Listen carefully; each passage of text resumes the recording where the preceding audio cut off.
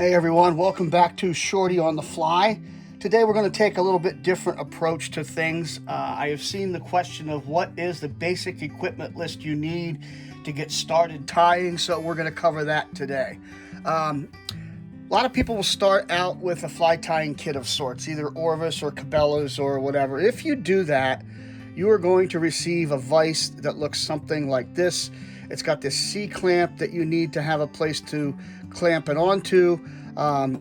It's a pain in the neck. It just is. I know people that use them, but this adjustment situation is inconsistent. It's cumbersome. It takes a lot of time. And it's about a $20 piece of equipment, and you get what you pay for. I would recommend going with something other than this. There are lever situations that you can get for $100 to $150. That's about where you have to go in order to get something that's going to work and be efficient. One of the vices that I use is this. This is a Regal medallion. And the great thing about this vise is it's got the system where you squeeze it and the jaw is open, and you release it and the jaw is shut, and that hook is going nowhere. Let me demonstrate that for you here. I'll put a fly in the vise, and I'm going to lift that right up by the fly, and you can see I've got it. I'm holding on to the fly, not the edge of the vise, and it picks the vise right up. It's not going anywhere. So that's the Regal medallion. That's about $250, maybe less if you can get it secondhand somewhere. The vise that I use, this is kind of the Rolls Royce, and you don't need this yet, but I'll just show you. This is called a Regal Revolution, and I've got it set in the full on rotary mode, which again, you don't need to start out. It's nice to have, but it enables you to spin the hook and hold the materials and let the hook spin them to it rather than wrapping around. Sometimes that can be handy depending on the kind of situation that you're dealing with. So, and that guy's going to run you around $450. Again, you don't need that to start out. Medallion also makes one, I believe it's called the Inex, which you can get for around $150. Not too sure. I'm not exactly sure that that's still the price, but that was what it was when I was looking at them years ago. So you want to get something that's going to hold the hook in place. And if it doesn't, you're just not going to enjoy your experience. All right? So let's move that aside. Now, a couple of the tools that we absolutely positively have to have. One is a bobbin holder, and that holds the thread. The one I'm showing you is called a Wright bobbin. They're expensive. This particular kind is expensive. They're about $40 each. But what's nice about them is they have this adjustment here, which allows you to adjust the thread tension before you ever start working with it. So that's really nice. You don't have to use that.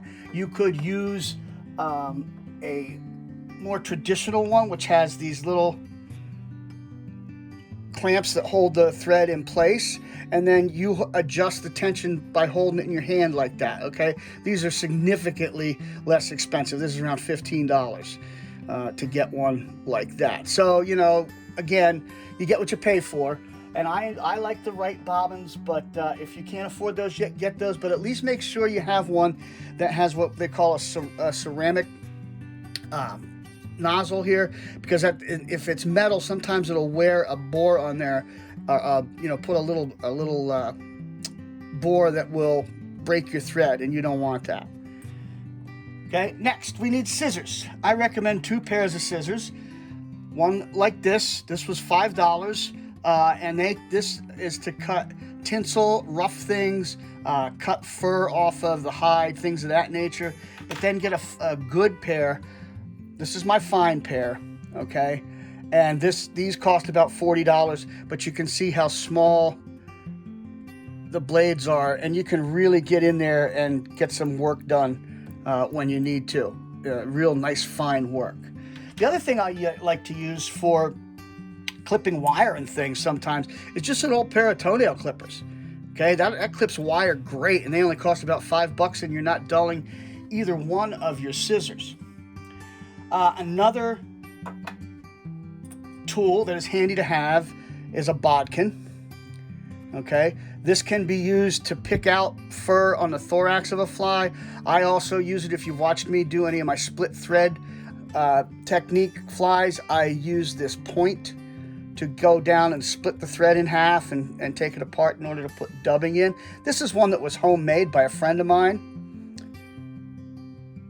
Okay, there's another one, and this serves dual purposes. This is one that you can buy at the store. It's not very expensive, like 10 bucks maybe.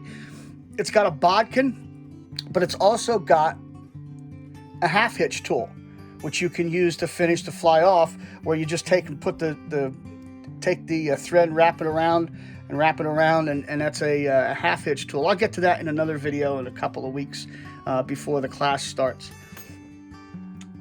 You're also going to want perhaps a Velcro tool. This is really expensive. It's a popsicle stick with some Velcro stuck on it, which enables you to rough up a fly. You just get in and kind of pick out the little strands of fur and whatnot with that. Again, that's really expensive right there. You can see that's probably $1.50 there. Now, you're also going to need hackle pliers, and that's what you use to grab hold of a hackle to wrap it, or a feather to wrap it around the hook.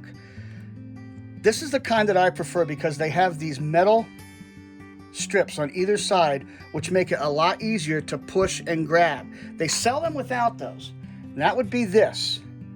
Okay? But when you go to push it, it's just, you've got less surface area to put your fingers on there, and it can be uncomfortable to push that to open it. Whereas with these, it's really simple. Okay? So I would recommend go with the easy one. Final thing you're going to need is a finish tool. In this case, this is a Matarelli whip finisher. They go for about 15 bucks. It's the one I would recommend you learn how to use. There's all kinds of videos out there on how to use this. It's a little tricky at first, but once you get it, it's like riding a bicycle. It just comes to you. But again, the other finish tool that you can use is a half-hitch finish. And I know plenty of really great fly tires that use this half-hitch tool because they find it to be a little bit easier. All right? So there you go. Obviously, you look around my desk here, you don't need all of this to get started. It accumulates over time, and you can see, I just got all kinds of goodies in the tool rack up there, and it's relatively neat for the time being, but I am in the midst of filling order season, so we do have some things out. Anyway, I hope this was helpful. If you have any questions about anything that I talked about today, please leave them in the comments. Leave a like. Tell your friends to subscribe. We love hearing from you. I bid you peace.